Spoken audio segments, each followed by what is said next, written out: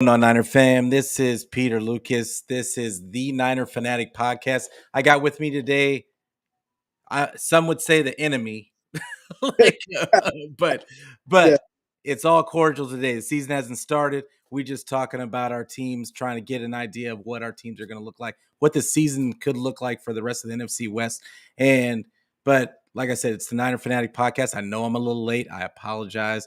Like I had some little technical issues, but before we really get into it, we got to hit the music.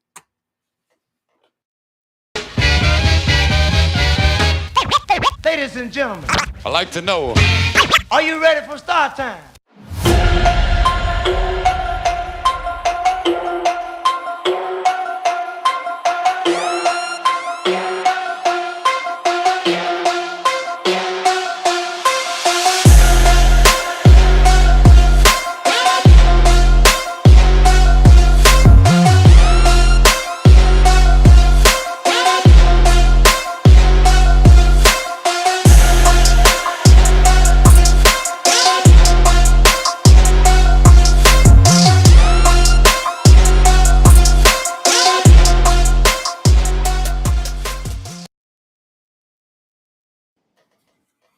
And once again, it's Peter Lucas. This is the Niner Fanatic podcast. Make sure that you give this video a like. Make sure that you give it a subscribe. Make sure that you hit the bell so that you get notifications for when I go live.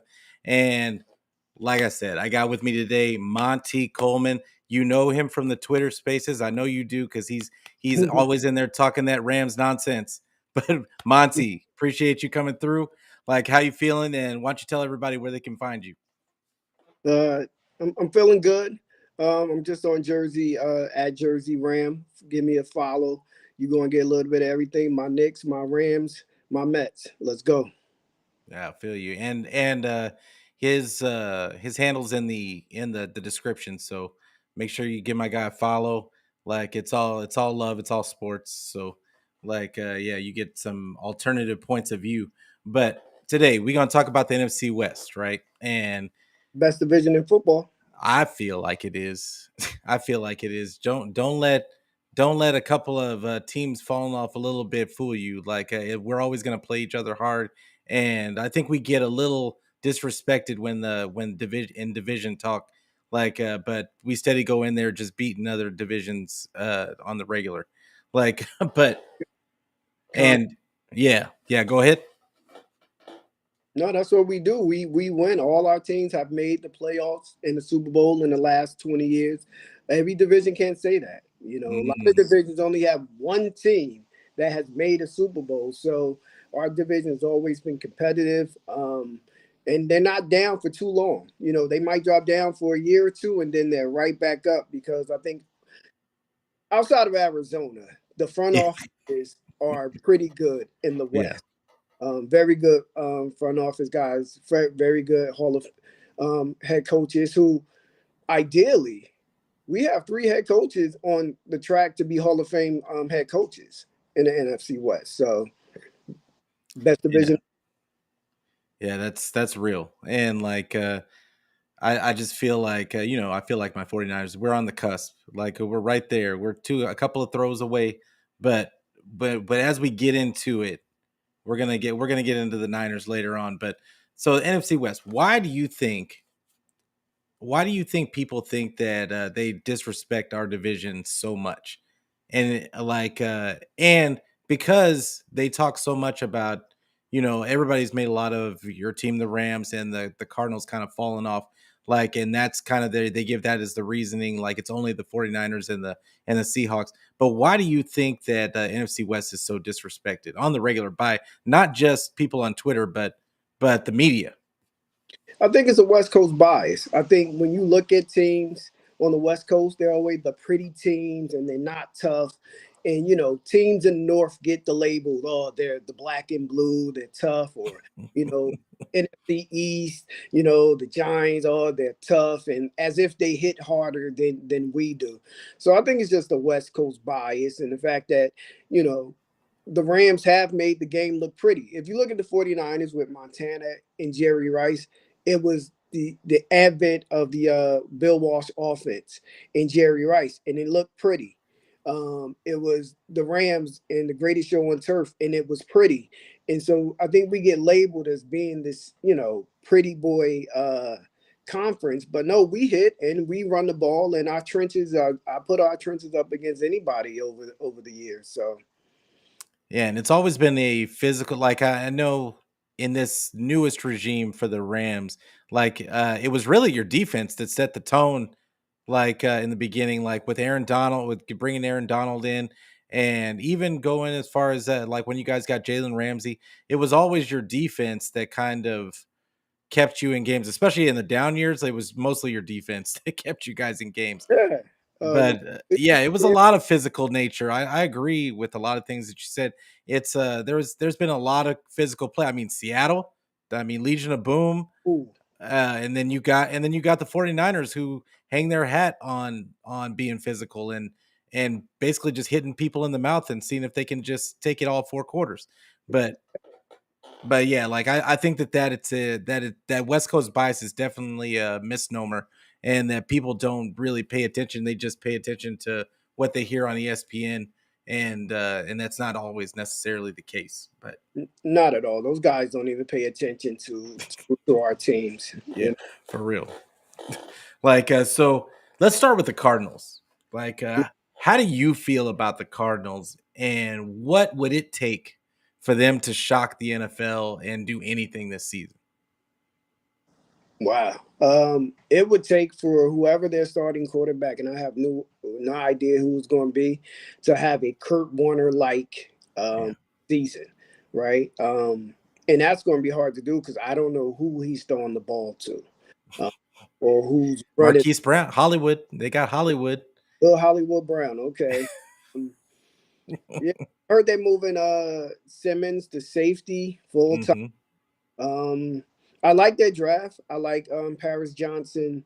Um, I like BJ. I'm gonna mess up his last name. I'm not even gonna say, but the edge rusher from Ojolari, right? yeah, Was it Ojolari. Yeah. So I like that draft pickup, and they took a defensive guy from Philadelphia.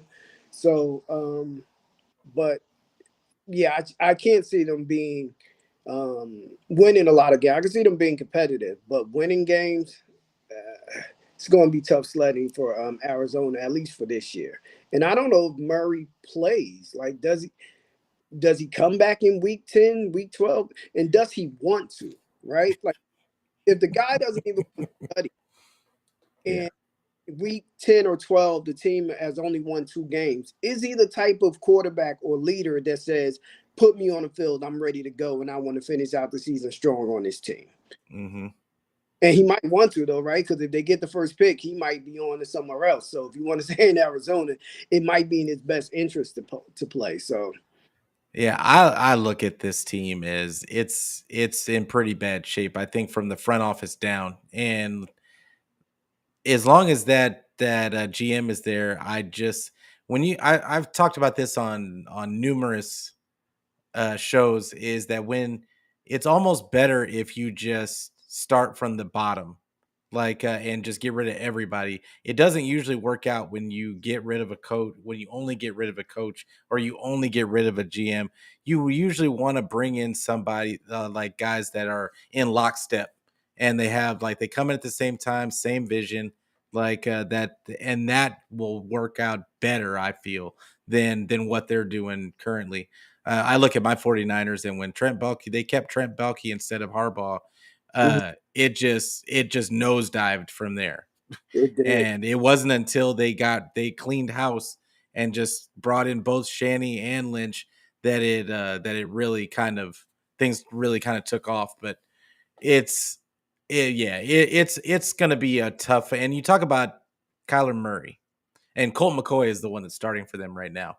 But but you talk about Kyler Murray, and yeah, like you said, you don't know if he'd rather play video games than rather be studying like in the film room to watch tape. Like you don't know, because like the guy that they had to put a clause in the contract to make sure that he watches tape. That's just silly. You're supposed to be a professional at this point. Yeah. So I want to say what's going on to my boy Nate. I've known him forever. He's a fellow Ram fan.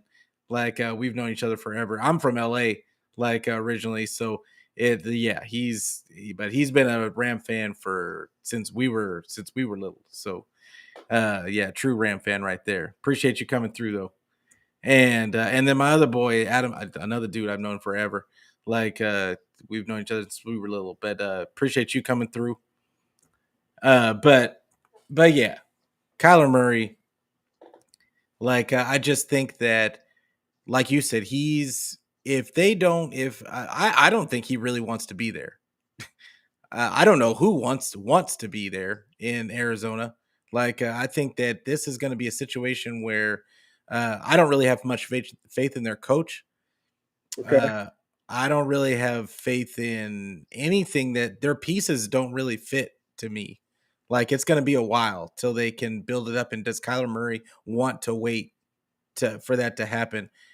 I don't see it. I think some other team they'll probably end up getting rid of him and bringing somebody else in. But I don't care where Kyler Murray goes. I just don't see him being a franchise level quarterback. How do you feel about Kyler Murray? My quarterback can't be 5'9". Yeah, He's that I say the same thing. just too small. A 5-step drop, he now has to do 7. A 7 drop, he has to do 9 because you can't see over the line, right? Yeah. Lanes that he is unable to see. Now, don't get me wrong, he throws a beautiful ball. His arm talent is amazing, but you are 5'9", and you just I just don't like it. I didn't like it coming out when he was coming out. And you put his attitude on top of this. And being an NFL quarterback is about studying. It's about learning the offense, learning defense, and what they're trying to do to you.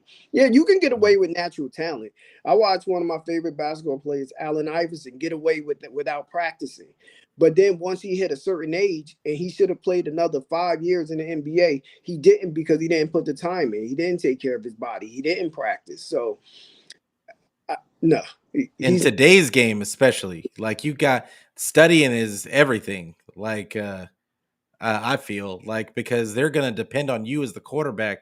It's not like back in the day when you were only throwing 25 times a game.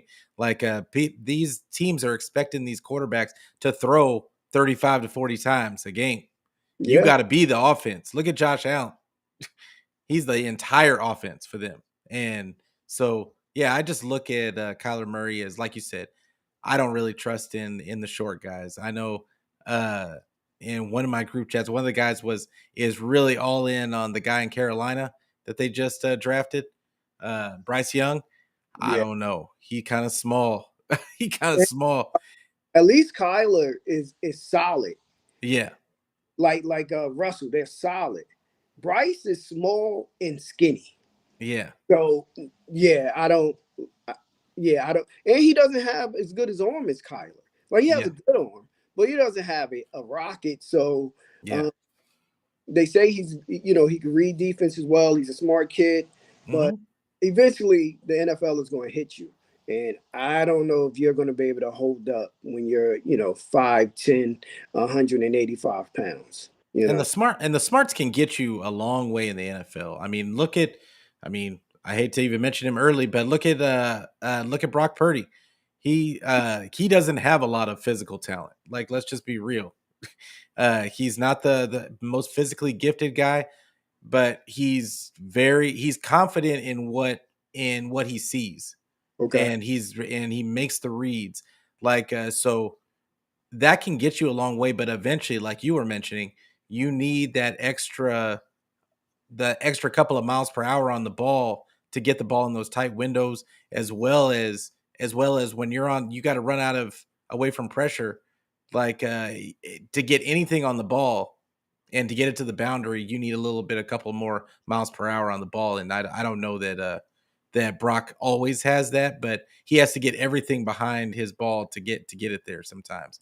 And yeah, I think the same is going to be said for Bryce Young. I don't know how strong his arm is. I'm really kind of interested to see it in like preseason and that kind of stuff, because everything always looks way different when they start playing NFL ball and they start putting the pads on in NFL. Guys that we thought looked pretty good and didn't have a bad arm in college, like they somehow all of a sudden it looks pedestrian when they get in the NFL.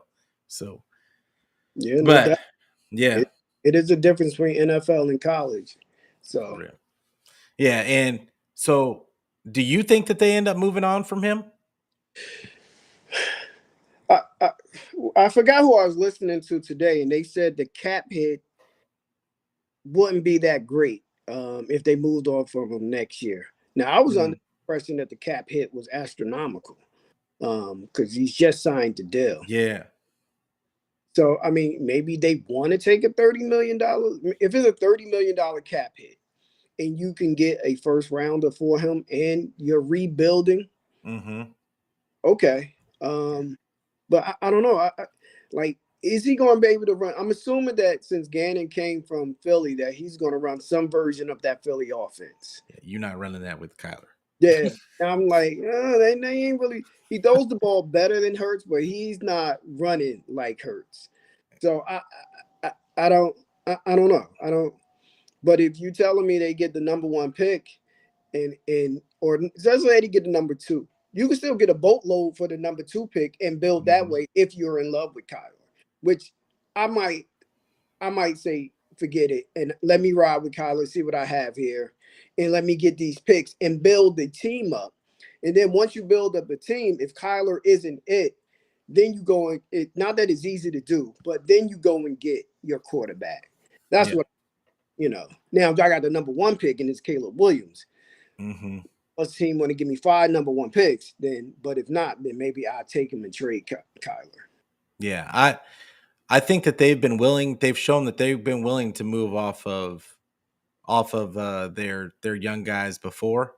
Yeah, I mean, they did it to get Kyler, and this is my issue is that Arizona's in a bad spot because they're not going to see Kyler at least till week 6, week 8, somewhere around there. if that. Like, yeah, if that, and then at that point, you usually want to see what you got in your franchise quarterback, In a new but yeah, but there's gonna be pressure for at that point. What's your record? At that point, what's your record? And we lost Monte for a second, but hold on, he might come back. But yeah, we might at that point. You may like have enough lost games to be like, really, are we really gonna try and win this season for the rest of the season, or are we in a position to where we need to just go ahead and tank and move on? Like because you don't know what you got, and if you're 0-6 or 0-8 or 2-6, whatever the case is, when you get Kyler, like when you get Kyler back, do you even risk it and do you just maybe shut him down for the whole season, or do you make the decision right then? This may be our opportunity to get a Caleb Williams if we end up with the number one pick. I I tend to think that they would go ahead and just tank the season and let Kyler. Oh, there he is. about that. Yeah, no worries. But yeah, I was just saying, hey, I think they're in a bad spot because Yeah, with Kyler being hurt, like do you like if they're 1-6 or 2-6 and Kyler's coming back, do you decide to go ahead and just tank the season? Because obviously you probably not going to run the table when there's going to be a rust factor when he comes back. So do you or do you just sit him and go ahead and just do the full tank, or do you just say, let's see what Kyler's got so that we know what we have at least in him? And I think it's just a bad spot. It's just a waste of a season, yeah, basically. yeah. But and how secure? I don't know how long the head coach contract was, but how secure is he being going in tanking this season? And then if you take a rookie quarterback, are they going to give you that third year? Like if Hmm. it's Arizona. They might clean, like you say, you got a general manager. Maybe they let him go. and then you bring in a new general manager, and now he wants his own guy. So yeah, Exactly. it's a lost season for them. Yeah, it's a bad situation. I want to say what's going on to my boy CG. Appreciate you coming through, fam. But make sure make sure that you give that man a follow and make sure that you subscribe to his channel. He does great interviews all over the NFL. So yeah, make sure you check him out. But yeah, I agree. I just think that it's a lot. It's going to be a lost season regardless. But Kyler isn't his quarterback. He wasn't drafted by Jonathan Gannon. So there's also that factor in too. And then, like you said, it just becomes a revolving door. Okay, now they bring in another GM. Now Jonathan Gannon's not his guy, so they fire him, and then they still suck. So then they decide to get another. They just need to just Yeah, get rid of everybody and just start over fresh, in my opinion. But yeah. um, but all right, let's move on because it's just depressing me even talking about Arizona. Like, let's talk about your team in the Rams.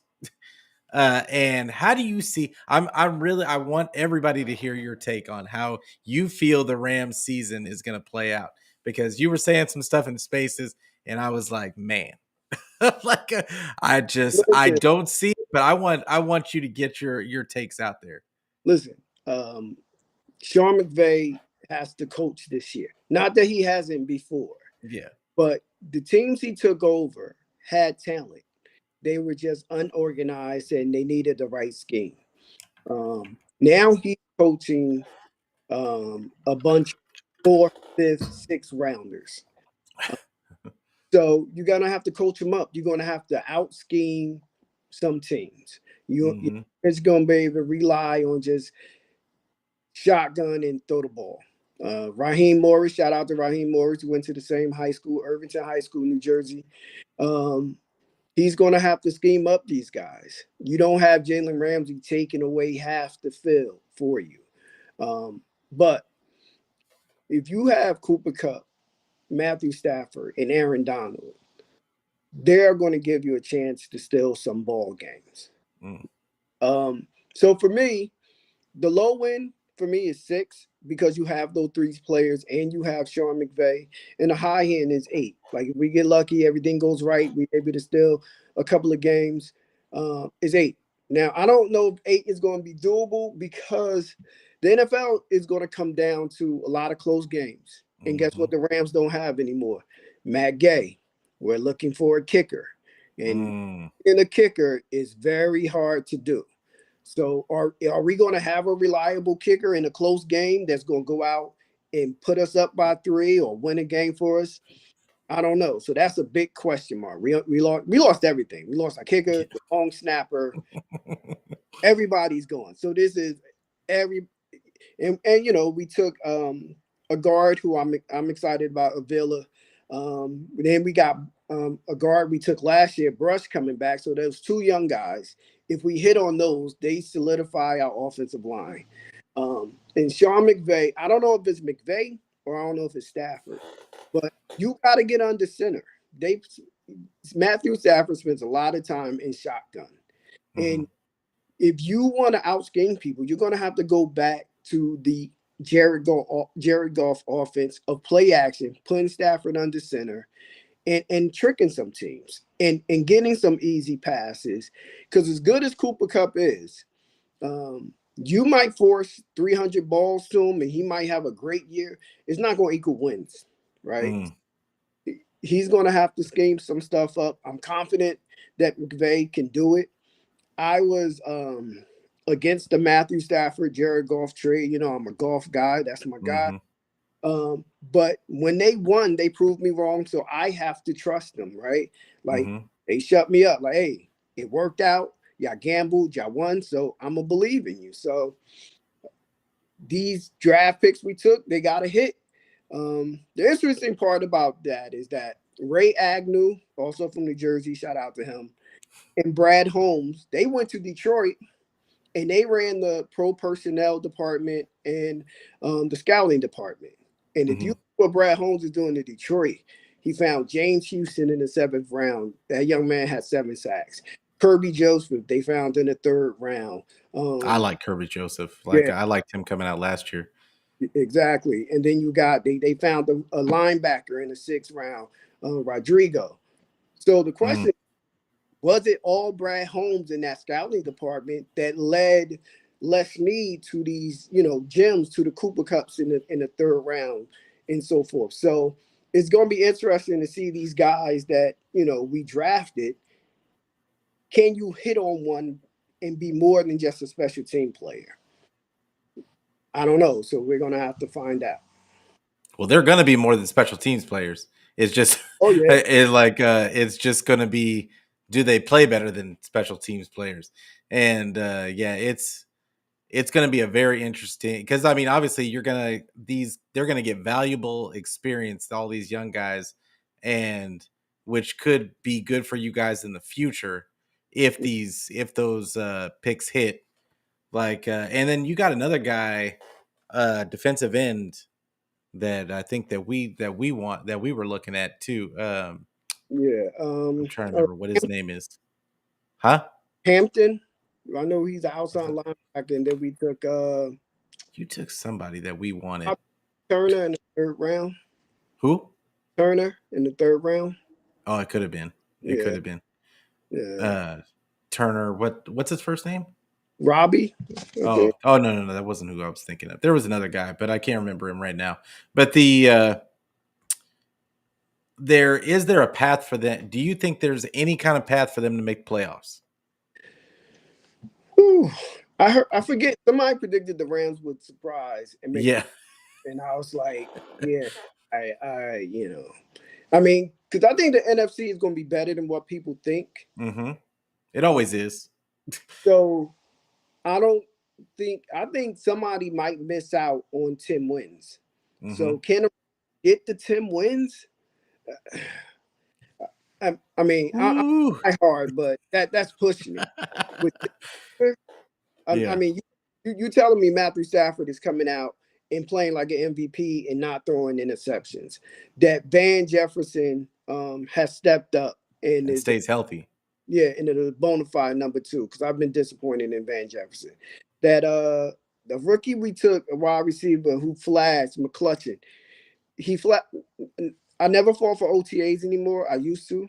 I've learned, don't fall for guys playing in shorts and t-shirts. Yeah, Uh, exactly. Pads go on at some point. but he played well. He's 6'2", big guy. Does he take that next step? Last year was his development year. And Aaron Donald makes everybody great around him. So Mm-hmm. does Aaron Donald um, play at a continuously all pro level? Well, he's better than all pro. He's, to me, and I'm old enough to have watched Lawrence Taylor. I moved him above Lawrence Taylor. I know there's Ooh. an argument for it, against it, but I inched him above Lawrence Taylor after that Super Bowl run. I might have just been high off the Super Bowl victory, uh, but he makes everybody better because he draws so much attention. So can these young guys feed off of that and beat one on ones? In the secondaries, all young guys too. Yeah. Fuller, who is our veteran, but he was benched last year, right? Yeah. Ram fans hate Taylor Rapp, but he's gone. Kobe Durant had a solid rookie season, nothing spectacular, but he played well. Is he going to take the next step? That you asking me to predict a whole lot for the Rams Yeah. the playoffs. Every like I said, Stafford has to play at MVP level with Cup. So, I mean, honestly, I don't see it, but hey, it's the NFL. Yeah. Anything can happen. And you Don't said it. don't bet Anything can happen. don't bet your money on it though. Yeah, I would not bet I would not bet on it, but anything can happen. But the cupboard is bare. Yeah. And but this is my question and about it is, because we talked about the draft class, but I'm under the impression that what they're doing is, because you guys like to spend, and when you went bare earth and just got rid of everybody except for Aaron Donald, all that I could think of in my mind was they're trying to take the hit all in one year.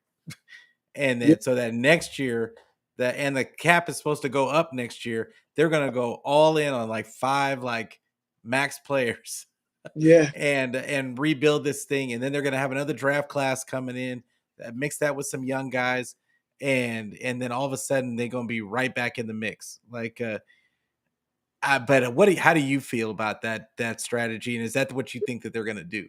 I mean, I was shocked by it, right? Yeah. You trade Ramsey, who's in the prime of his career. Um, Leonard Floyd, finally had some sacks when he wasn't next to Aaron Donald, and he's Mm-hmm. very good against the run. Um, I know next year, I think it's projected the Rams going to have $50-60 million in Yeah. cap space to spend. Mm-hmm. So they will get some players, and less like the deal is draft picks. So I'm looking at who is a 4th-year guy heading into year 5 who the Rams can, trade for. I have no idea who that is, but they're not afraid to do that. Um, they like to call it a retooling, because you still have 3 guys who are very good football players. One definite Hall of Famer, and the other 2 questionable Hall of Famers, but Pro Bowl level players. Um, you don't want to waste those years. So next year, I guess they're going to come back strong. I guess they have a plan to retool this team, come back. Hopefully, you hit on one of these players or a couple of these players, and we come back, and then we are competitive next year for the playoffs. I didn't Yeah. like the plan though. If you ask me if I like, no, I didn't. I wanted to compete because I hate the notion. In spaces people say, "Oh, the Rams bought their Super Bowl," or Mm-hmm.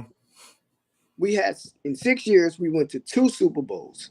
We were competitive and we went to playoffs in 2 Super Bowls. That is not like one year of buying and then that's it. The Rams made a choice to do the Bill Belichick 1 year early. They just did the whole team. You Yeah. know, Yeah. It was just wild that they did the yeah, whole team. yeah, Like, the whole team. My man, what's the linebacker went back to Seattle? He was an All Pro.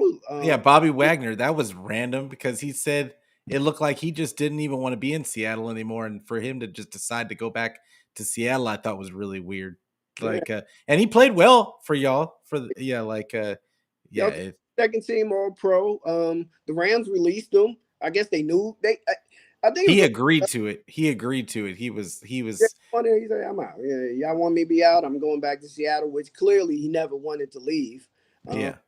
so good for I, him. Shout out to I him. think, I think Seattle was trending downward at the time when he left, and and then he didn't want to be a part of a rebuild, but they rebuilt so quickly. I don't think that he expected Geno Smith to be anything, Mm-hmm. and then when all of a sudden they hit and they make the playoffs, like he's like, and then the Rams did what they did. He was probably like, okay, like, well, Going back. I'm gonna call Pete and Yeah, be like, hey, can I come back home?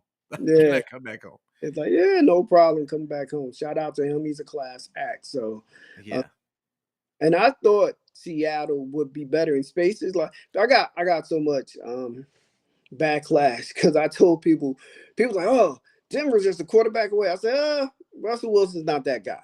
He's a good Yeah. quarterback, but he's gonna take them to where they think. And I've I said always Seattle. Oh yeah, go I ahead. Go ahead. Go ahead, I finish. didn't have Seattle going to the playoffs, but I said Seattle's going to be better than what people are saying. They're not tanking for 2 or 3. Everybody thought they was tanking for a quarterback. I said no. Pete Carroll is a Hall of Fame coach, and I think people forget that how good of a coach Pete Carroll is, and Mhm. he proved it last year. Yeah. I've always hated Pete Carroll. Like even when he was at USC, I hated him. Like and it but yeah, I thought that they were gonna stink because I didn't have any faith in Geno Smith. Mm-hmm. But I've always said about Russell Wilson that uh he was not as good as people were making him out to be, put him in MVP conversations and like all that kind of stuff. He's always been dependent on the run. He's always been dependent on the run. And when he started demanding that the offense go through him, I knew that was going to be a recipe for disaster. And I think Pete Carroll knew that. So That was why they made a decision, and they came away with the heist of the century. Yeah. They got so many picks, and now look at what they did with them. They got their bookend tackles for the foreseeable future.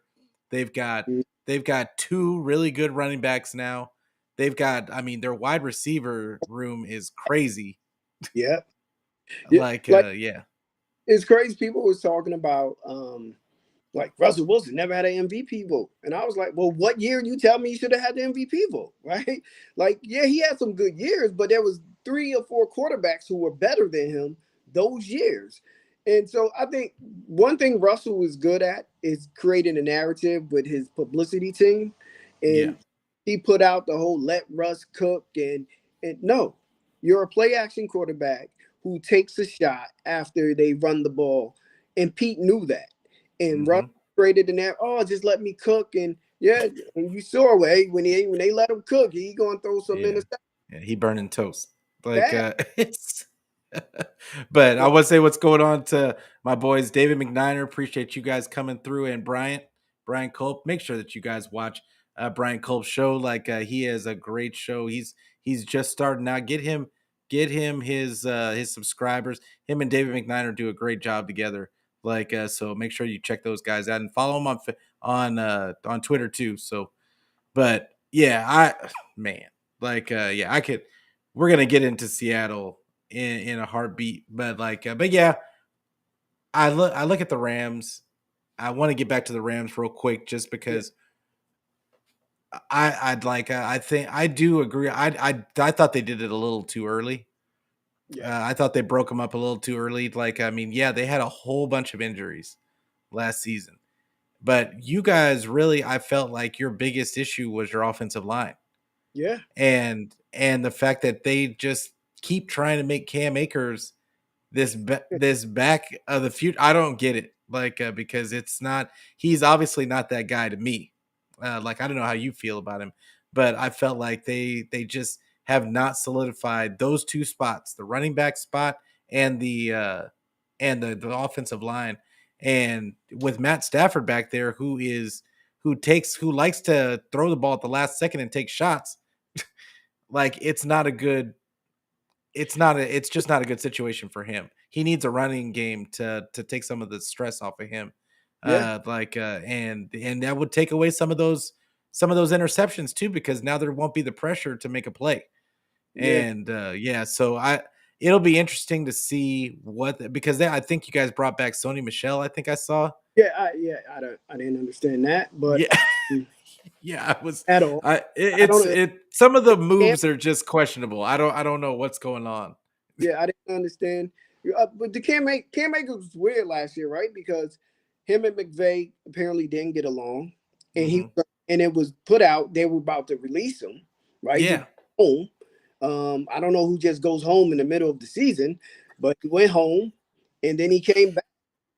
And then when he came back, they started him. And Yeah. we went from sending him home, he's going to be released, to he's starting this Sunday. So it was weird. Now, the only thing you can give Cam Akers is that he's coming back off that. And look, he came back the fastest that anyone had ever came back from an Achilles injury.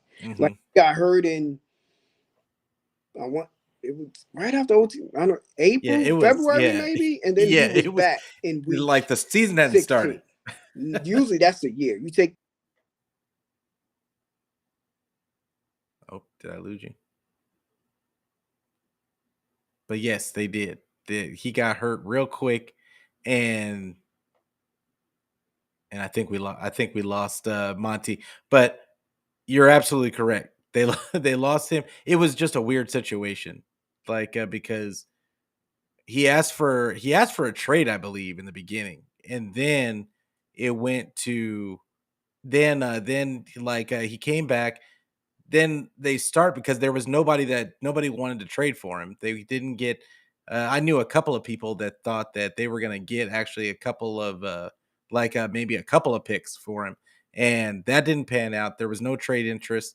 Then they were talking about releasing him, and that didn't happen. And then I think they started to play him to drum up trade interest, but nobody bit on that either. So it was just, I think that they were stuck. They were kind of stuck with him.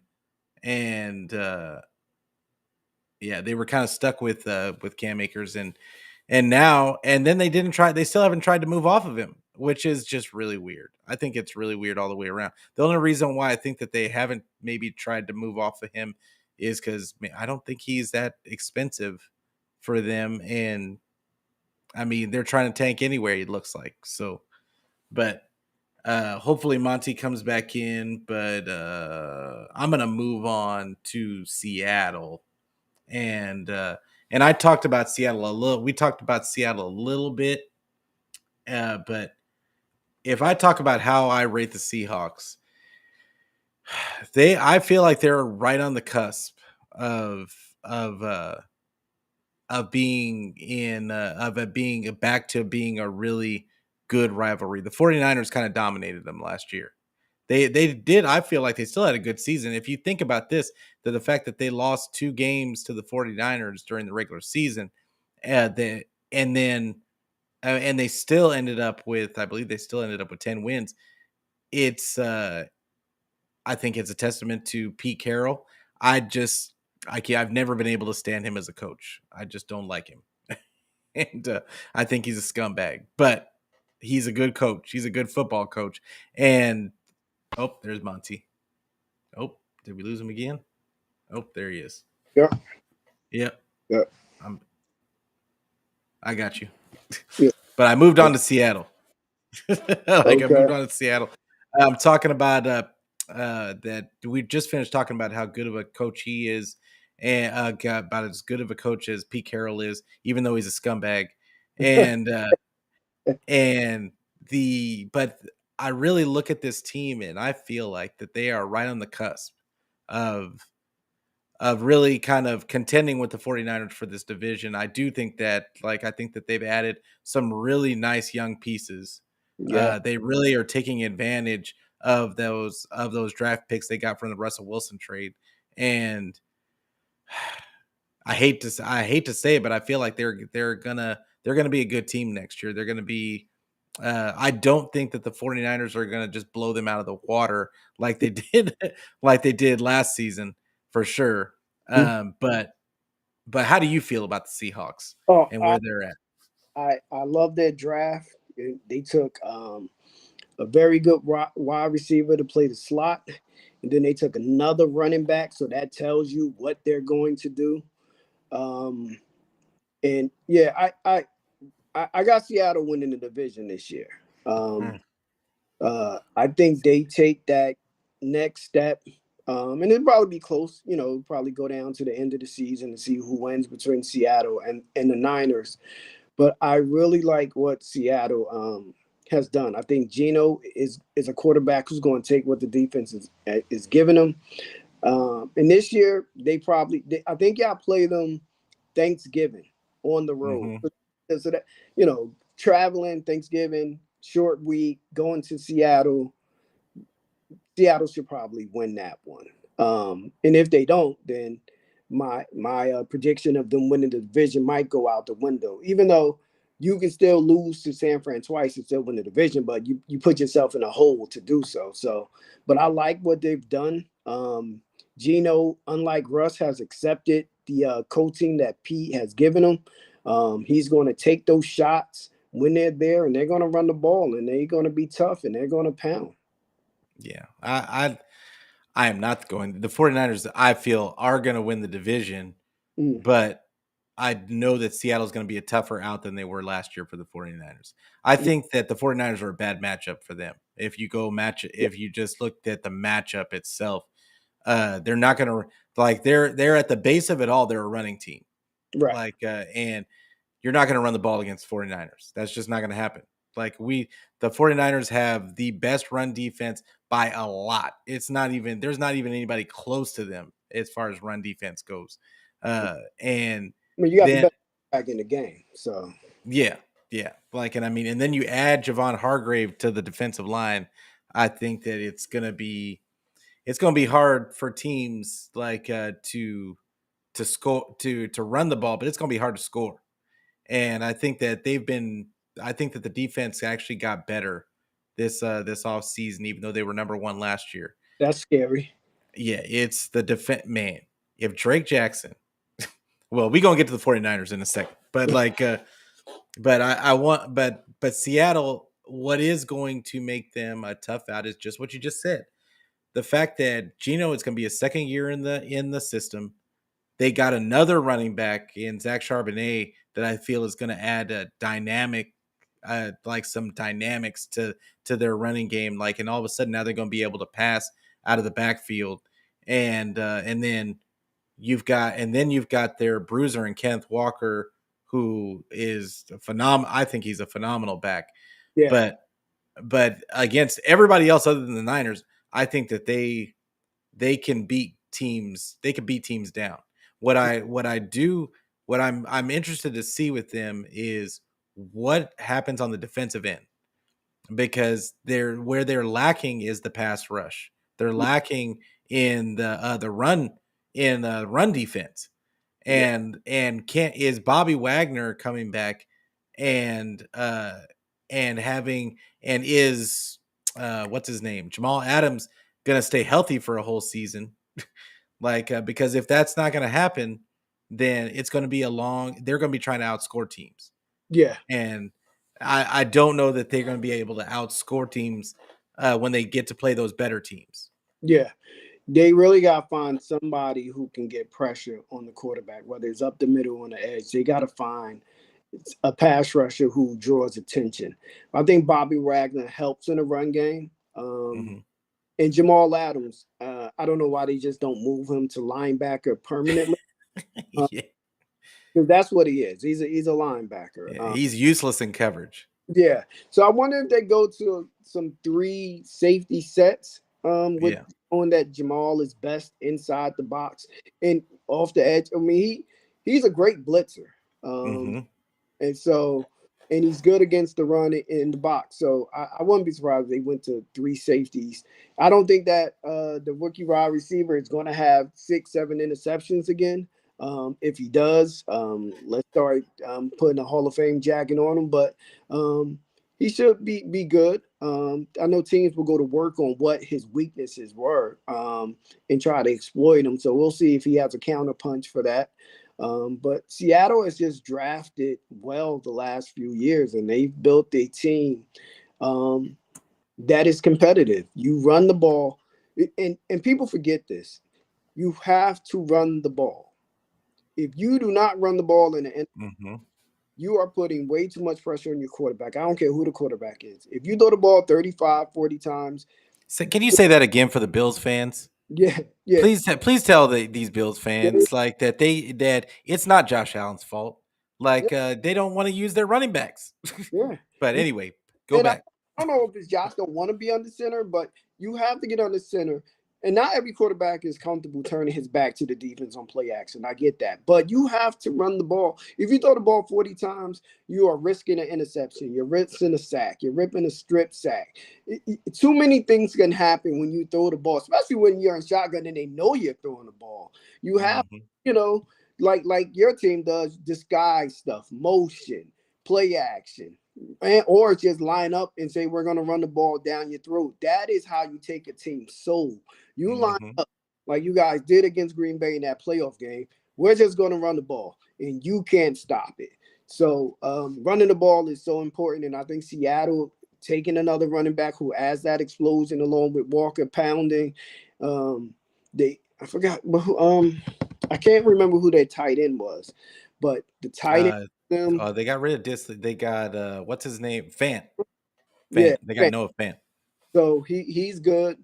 So yeah, Seattle is ready with Pete Carroll. They are going to be a tough out for a team. But I do agree with your D line. You match up great with them in stopping the run, getting pressure on Geno. I'm going to be interested to see how your secondary holds up this year with three wide receivers. If we think that uh Njigba Smith is a good wide receiver, and you put Mhm. him in a slot with DK and Tyler Lockett, two professional good wide receivers. That's gonna be an interesting matchup. So I would say, like, just to talk about that matchup a little bit, like DK had a really hard time with Shavarius Ward last year. They just stuck Shavarius Ward on him, and he was he was just frustrating DK. Like it was real bad. Like to the point to where he got I think he got a couple of flags of just doing too much, Right. like because just out of frustration. But then you've got Diamador Lenore on the other side, who really developed as the season went along. And you don't become the number one defense and be weak in the secondary. Like Right. it's so you got a Funga who's an all pro now Yeah. at the safety spot. They just you got to Sean Gibson, who had, I can't remember how many picks he had, but he there is no way they picked him up in the middle of training camp. And he ended up taking Jimmy Ward's job. Jimmy Ward didn't get it back. Like and then they drafted Jair Brown out of Penn State, and he's looking really good in OTAs. And like we said earlier, we don't take all the stock into OTAs, but we know he's physical Okay. already. So that's going to be interesting to have. It's going to see like how the chemistry builds between him and Hafunga in the back end. But the other X factor that no one is talking about for the 49ers is that we used Jimmy Ward as a slot corner last year because he couldn't get his job back from Sean Gibson, and they just wanted to figure out a way to get him on the field. Oh, I lost him. I lost him again. But yeah, just so everybody knows about what happened with that. Like we have Isaiah Oliver now as our slot corner, and we have a real slot corner now. That's an upgrade over Jimmy Ward. Isaiah Oliver is a very physical slot corner that excels at that spot. And I am really stoked to see with that pass rush and having another a bigger athletic slot corner that can jam guys and that can blitz with Steve Wilkes at the helm. It's gonna be sick. Like it's gonna be sick. So but I still think Seattle is going to give other teams fits, which is why I don't disagree that they're going to be right in the mix. Seattle's going to be right in the mix for that division. The 49ers are going to have to be on their game. They're going to have to win at least 12 to have a chance at winning the division, and they're probably going to have to sweep maybe not sweep the division, but they're going to have to probably they can only probably lose at the most to have a hope at it. Like they can only lose one game in the division. So hopefully they split with Seattle. Hopefully they do their job and they sweep the other Arizona and the Rams, and then they should win the division. I feel like, but yeah, I really don't want to see Seattle have a resurgence, but I really do feel like the 49ers have a good matchup. It's a good matchup for them. Like, David says, Sea Chickens have Geno Smith at QB. They're destined for the couch. Like with just like my man Monte was saying earlier, they have a good running game. So like against everybody else, I think that Geno is probably going to look good, just like it was last year. He's going to look good against a lot of teams because they do have a lot of weapons and their running game is really good. But against the 49ers, it's a bad matchup because they're not going to be able to run the ball against the 49ers. And then on top of it, like that's just going to cause this pass rush to be able to get after him with Hargrave, Eric Armstead, Bosa, and then you got the young lion and Drake Jackson, who's just chomping at the bit to get out of there with his new and improved body. And I can't wait to see it. I cannot wait to see what this new kid looks like. I mean, not that he's new; he's a second year player, but I feel like he's going to be a new man out there, and there's not going to be any rookie wall that he hits. So, with that being said, hopefully Monty comes back so we can finish talking about the 49ers because that's who I really wanted to get at him about. But I'm going to talk about the 49ers and I'm going to get started on it. And 49ers, what happened for the 49ers to not make it to at least another NFC championship game? Well, in my opinion, the only thing that's stopping this team is injuries to the quarterback position. I think they have enough depth at every position to maybe not. They don't have enough depth at O-line, but at most positions on this team, they can withstand some injuries, and they showed that last year. But I think the depth is even better this year. But what has to happen is they cannot get injured. They cannot get to their third quarterback. If their third quarterback is Sam Darnold, I don't see them getting to an NFC Championship game. I just don't. I know that these media guys are making a big deal out of Sam Darnold and saying that he's possibly the number 2 guy. There's my guy. Yeah, I don't know what's going on. Oh, dog, I was having so many issues with my laptop. Maybe it's America's internet. Yeah. But I was just saying how I moved on to the 49ers, and Yeah. I just look at this team, and my first question was, what has to happen for the 49ers to not make it to at least another NFC Championship game? And my answer is injuries to the quarterback. That's the only thing that I could see. If they get to their third string quarterback this year, and Sam Darnold ends up playing, then I could see them not making it to the NFC Championship game, because I don't have faith in Sam Darnold. I just don't. He doesn't know the system, and it's going to be his first year in the system. I don't. He says himself he sees ghosts. I just don't think that he has what the toughness to be a 49er, in my opinion. How do you feel? What do you feel about that? Well, I think he's tough because I've seen him take off and run the ball recklessly. So he's tough. He's a football player, but he has low football IQ. He has a very long release, which is probably the problem with him. He has a long, slow release. So you put that quarterback in a Shanahan system with motion and so many things going on, I don't know how that would work. I want to give him the benefit of that he played well in Carolina, because they set him up to fail. Like, they wanted Baker to win the job. He had no chance to win. It was Baker. All Baker had to do was show up. And then when he did take over, he played well, right? They didn't ask him to do much. They basically ran the ball, did a lot of RPO with him, and he played well for what they asked him to do. So if you tell me Sam comes in, he has to play a game or 2 or 3, okay, I'm good with that. He can win you a game or 2. Like, he's not a useless NFL quarterback. But if he has to start long term into the playoffs, then I wouldn't be surprised if they lost in the first round with Sam at quarterback, because he is going to do something stupid. If you guys thought Jimmy did something stupid, Sam is going to do something and you just scratch your head at him like, what are you seeing out there?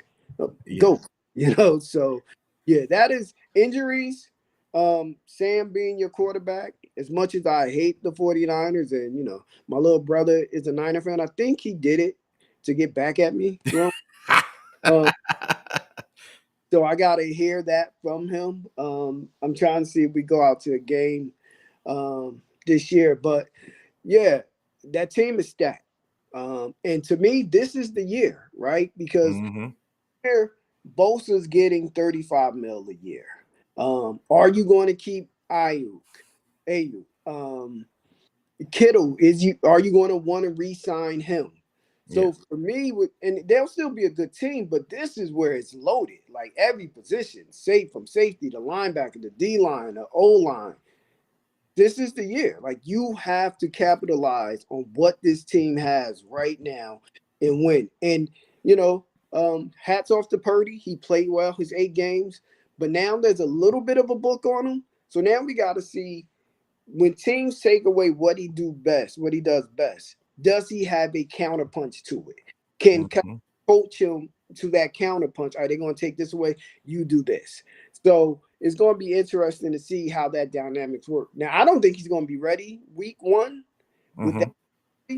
But, if Cam Akers can come back in less than a year from an Achilles, I guess he can come back faster too. So, but I feel bad for Trey, right? Yeah. I mean, half of it was trolling, but half of it I was like, yeah, I don't think they really believe in Trey last year. And but now I just feel bad for the kid, right? Like Mm-hmm. all these mysterious reports, like he's behind Sam, he's gonna be a third string. Um, and he hasn't really been given a shot to just learn, right? Like to make mistakes. Because now this team is Super Bowl or bust. You can't even, let's say he starts. If he Mm-hmm. starts shaky and they're 1-3, he's getting pulled, which is really unfair to him because you should let your quarterback, not unless he's horrible. If he's horrible, you'll see it. If he's Zach Wilson bad, then you Yeah. already. But if he's just making, a guy who hasn't played football in 4 years, what he's played, throwing like 300 passes in 3-4 years, he has to work through that, right? And he's not Mm-hmm. going to be given the opportunity to do that, not unless he hit the ground running and he's fabulous from day one. So I feel bad for the kid. I hope he gets a shot. I hope they let him start. And he holds off Purdy, but if he doesn't, they're not going to hesitate if Purdy is healthy to put him in. Yeah. It from all the reports that we're getting, it seems to me like they want Purdy to start week one. They're already projecting that he's going to be back before week one, Right. like and that he's going to be ready for in the middle of training camp, like Mhm. to be cleared, and which would mean that I don't think that they play him in the preseason, but Right. that'll give him some extra time to get ready for the season and really get his rhythm going. But I think it's like you said. I feel bad for Trey. Like I'm really behind Trey. I really like Trey as a kid. I think he's a good kid, Yeah. and I think he's a smart kid, and I think he has tons of physical talent. Mhm. And I just it's unfortunate for him that he was stuck in the situation that he was drafted by the team he was drafted by because he was drafted really because the team didn't trust that Jimmy could stay healthy. Right. That's really the reason why he was Yeah. drafted. And then on top of it, and so then he gets hurt. So then he gets hurt like his rookie season. I really believe that they wanted him to sit a year Yeah. and like so he could learn because he was ridiculously green. He hadn't played hardly any football. And if, And so then you get in and then he's out playing in practice. Supposedly he's out playing Garoppolo. They're actually thinking about starting him mid-season, but then he gets hurt again. And then he's supposed to start the season next year, gets hurt again. And then Jimmy comes in and plays the best football we've seen from Jimmy since he's been there, and then he gets hurt. Then Brock Purdy comes in and balls out. I yeah. mean, balls out. And they're at a point now to where, like you said, they have a win now roster. They can't, with good conscience, the way Purdy played last season. The man won two playoff games as a rookie. So you can't like the job by all rights should be his. Yeah. If all things are created equal, it should be his. And I'm hoping that Trey, but this is the thing, and I try to explain to everybody. This is Kyle has only had one season since he's been with the 49ers that he has had a quarterback make it through a whole season. He's only had one season in 7. Like so the odds are is we're going to get a chance to see Trey Lance at some point. Even if Purdy is the guy. Mm, And so Lance just needs to be ready. He needs to stay ready and he needs to show something when he gets his opportunity. yeah. Uh, Like See, it's unfair because like people say, "Oh, look at the difference," but Trey didn't play with all those players. There was a lot of injuries when Trey played, and he yeah, didn't have MC. Like that is a big difference. Like you take, no CMC, no Kittle. yeah, you take them away, and Purdy doesn't look like Purdy. Now they might still win, but it's going to look different. So, um, the interesting part is I don't know what exactly the third quarterback rule is this year, right? Because I can't believe that Sam Darnold signed with San Francisco to be a third string if they don't allow third stringers to dress. I don't know what the rule is. If they allow them to dress, then maybe. But if you're not dressing, Sam, he came to be a backup or a starter, right? But if you make Trey a third string, his trade value is zero, right? Yeah. Well, Trey is. Let me tell you this. First off, that he is going to be able to dress. Like that new rule with the NFL, like says that they can hold a third quarterback now. Like, but the other part is if they trade Trey, they're on the hook for 15 mil. If they trade him this year, they're on the hook for 15 mil. That's why I know I'm almost positive that Trey stays. Okay. And because there's no trade, nobody's clamoring for a trade, and they're gonna be lowballing the garbage out of the 49ers because of all the reports that have come out about Trey. Right. So it doesn't make any sense for them to trade him at this point. And it's weird the reports are coming out from guys who aren't even at camp, right? Who aren't following Yeah, the team day by day, but they got it's wild. Trey isn't looking good. But I'm like, it's OTAs, and then it was only 2 or 3 days, so it was just weird to have this. So I wonder who's putting that out there. Like, is that Sam Darnold camp putting that out there like that, or I don't know. It's just weird that it's coming out like. And I feel bad again. I feel bad for the kid. Like I Yeah. ragged him last year, but I'm rooting for him. I want the kid to succeed. And and Purdy is a good story. Like anytime you're a 7th-round quarterback, like that's a great story. So Yeah.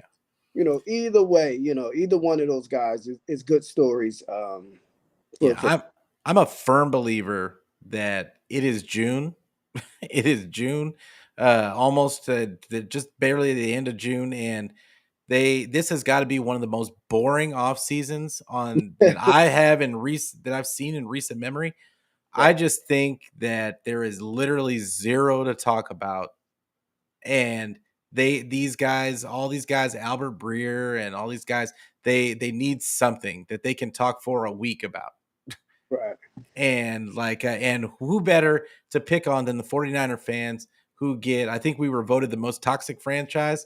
Like I think I saw that on Twitter the other day. Uh, So like we're gonna keep people are gonna keep our names in their mouth because they know that they're gonna get a reaction out of 49er fans. And and we're so deep, our fan base is so deep yeah. that we're everywhere. So they're going to get enough people wanting to watch just because of that. So I don't put any stock into the Albert Breer and to the Colin Cowherd reports. I definitely not Colin Cowherd. Oh yeah, He's just he's he's hard. just he's just mad because Trey got with his daughter. But yeah, like I don't have any. I didn't like him to begin with anyway, but especially not when he was talking so great about Trey, and then the minute Trey got rid of his daughter, all of a sudden Trey was the worst thing on the planet. And yeah, He's in. it's wild. Like he's in there. I was like, Trey has literally started 3 or 4 games. What are you talking about?